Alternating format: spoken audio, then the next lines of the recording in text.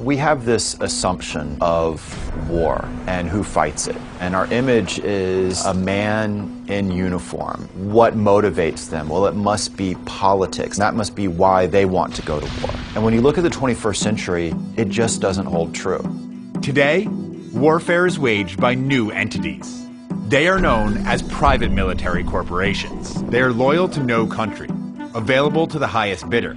And for the past 20 years, they have been steadily privatizing war. I started Blackwater as a way to stay connected to the SEAL teams. Blackwater had the right culture, and we ran very hard when our customers called us. More than 100,000 missions, no one under our care ever killed or injured. We took over a remote base one time, and we did it with 25 guys. And we replaced 166 soldiers, and that's why the company grew very quickly.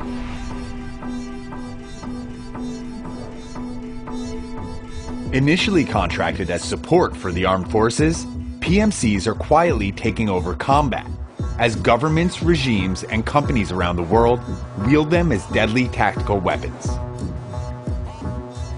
Despite their prominence in the headlines, little is known about this hidden industry. We wanted to know more, so we set out on a global journey to witness their operations firsthand. To be honest, I left the army because the money wasn't good enough for what I was getting paid to do.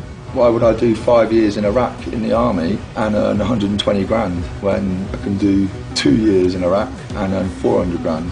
Certainly in my era, anybody who was any good in the army isn't in the army anymore. As of March 13, 2013, private contractors represented 62% of the total forces in Afghanistan, setting a chilling new precedent in the nature of military occupation.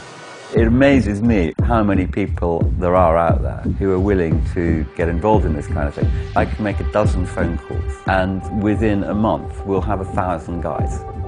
In the 10 years after 9/11, the US government has spent more than $3.3 trillion in private defense contracts. And all that money doesn't just buy the world's best soldiers.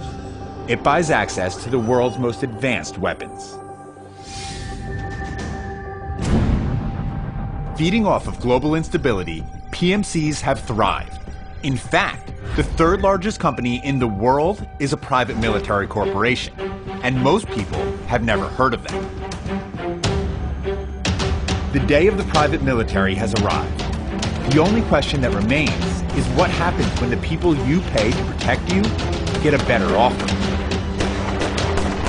One big concern is a question of allegiance. Who exactly are they working for?